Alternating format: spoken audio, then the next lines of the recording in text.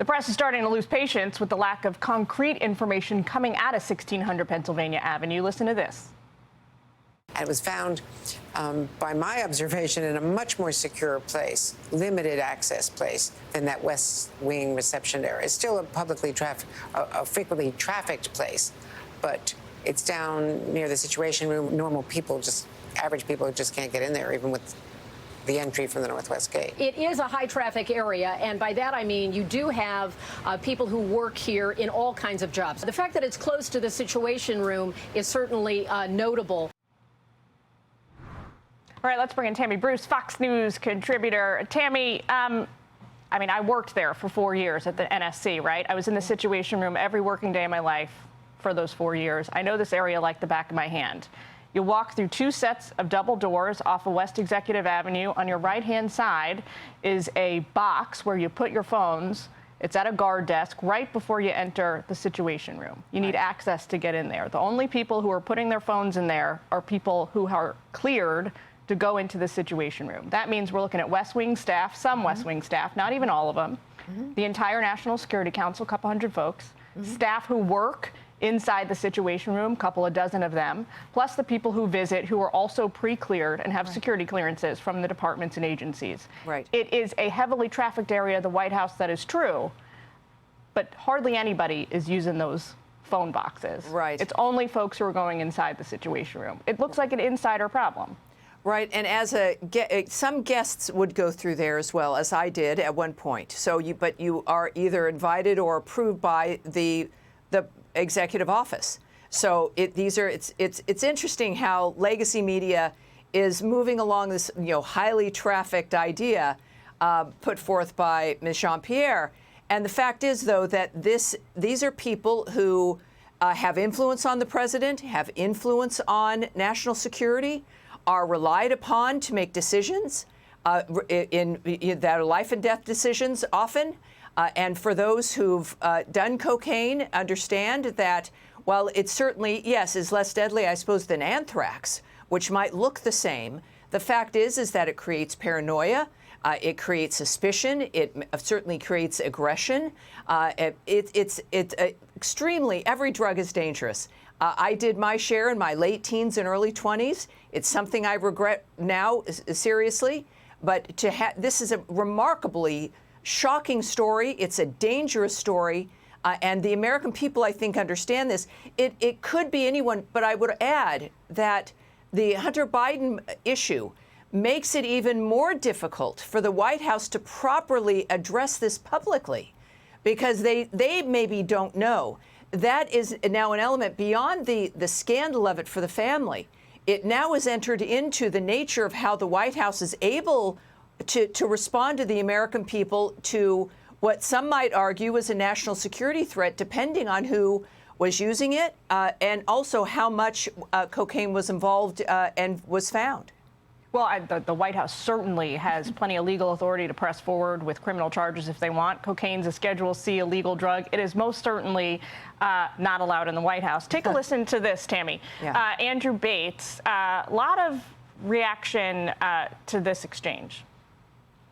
Former President Trump has made some pretty wild posts recently on social media. One of them was that the cocaine found in the White House had belonged to either the president or his son. Are you willing to say that that's not the case, that they don't belong to them? I don't have a response to that, because we have to be careful about the Hatch Act. So some experts, Tammy, fired back. Attorney Bradley Moss says he's, quote, candidly at a loss as to why Mr. Bates believes the Hatch Act is relevant with respect to addressing that question. Former Bush administration ethics chief Richard Painter says, quote, this is the most ridiculous invocation of the Hatch Act I've ever heard. What do you think? Yeah, it's difficult when the American people are looking. We already have a legitimacy problem with the government. We've seen that in polls, that very few people trust that the government is doing the right thing or that they can trust it in general. That's the kind of answer that moves into the strange word salad framework that seems now to be affecting more than just the vice president.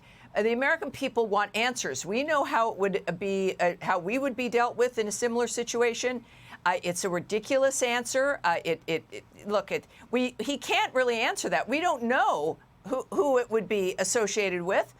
But that's why we have to get an answer, because otherwise the American people will be drawing conclusions. Yeah. And that's the last thing that we should be doing. And the Secret Service, according to our own Kayleigh McEnany, and you would know as well, make regular checks, which means they at least have a window of when this would have occurred based on their last check and then to the check where they found it.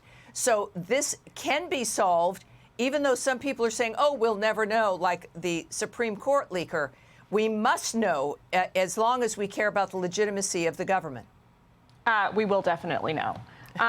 Just a day after former President Trump's campaign reported $35 million raised last quarter, Tammy, the Ron DeSantis campaign is revealing a $20 million haul in the first 6 weeks of their campaign. Now, on the Democratic side, Robert F. Kennedy Jr. raised $3 million in 3 days, and then more than $6 million since launching his primary challenge to President Biden. That was back in April. The New York Times reports this week a political action committee supporting Kennedy has also raised just north of $10 million. That cash haul seems could spark some fresh anxieties for the Biden campaign, maybe even put some more pressure on the president to debate. What do you think? Well, I have to say that Robert F. Kennedy Jr. is an impressive candidate. It's clear from the beginning. He's got the pedigree. Americans think of his father, Bobby. We know that the Democratic Party has changed since from the Democratic Party of the Kennedys and the Shrivers.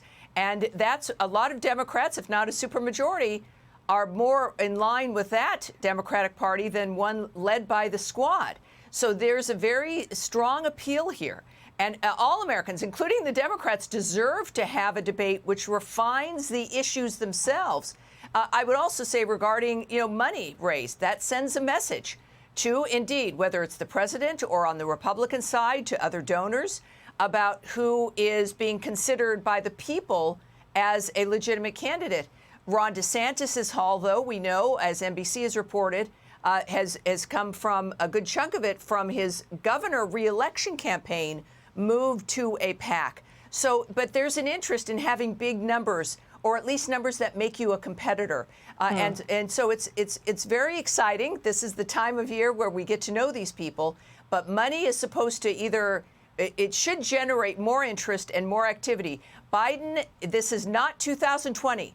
Americans feel abandoned and lied to by him and his team. This is not one that you can run from a basement. Fool us once, shame on us. Shame on you. Fool us twice, shame on us. It's not going to happen. And so they're in a very different position now. Let's talk potential future first ladies in a bid to attract moms. Interestingly, Florida's First Lady Casey DeSantis launched this Mamas for DeSantis initiative yesterday. Take a listen to her. When you come after our kids, we fight back because there's nothing we won't do to protect our children. They're not yours. We will not allow you to exploit their innocence to advance your agenda. We are no longer silent. We are united, and we have finally found our fighter.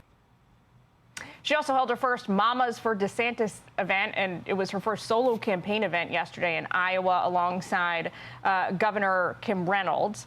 DeSantis focused on parental rights policies passed in both their respective states. What did you think of her performance yesterday? Well, look, she's very impressive. She comes from a media background. She's relatable. From everything I've heard, she's a wonderful woman, clearly has a beautiful family. However, what's been happening with parents has been happening now for years. It's a reason, as an example, why Glenn Youngkin is the governor of Virginia.